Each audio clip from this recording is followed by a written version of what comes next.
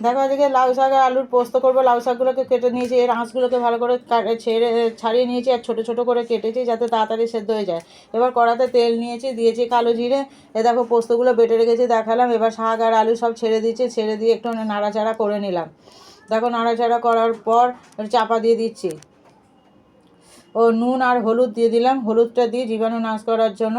এবার আবার একটু নাড়াচাড়া করে নিলাম, করে নিয়ে চাপা দিয়ে দেবো। দেখো শাক মজে গেছে, আলুও সেদ্ধ হয়ে গেছে। এবার আমি ওতে পোস্তগুলো দিয়ে দিচ্ছি, পোস্ত দিয়ে দিচ্ছি এবং বাটি ধোয়া জলটাও দিয়ে দেবো। আর দিয়ে দেবো একটুখানি নাড়াচাড়া করে এবার দিয়ে দেবো একটুখানি চিনিটা দিয়ে দেখো হয়ে গেছে আমার পোস্ত। এবার একটুখানি চাপা দিয়ে রেখে দেবো। আর আমি কড়াতেই রেখে দিচ্ছি, কড়াতে গরম থাকবে, একটু হয়ে যাবে, কড়াতেই থাকবে, পরবর্তীকালে আমি নামিয়ে নেবো।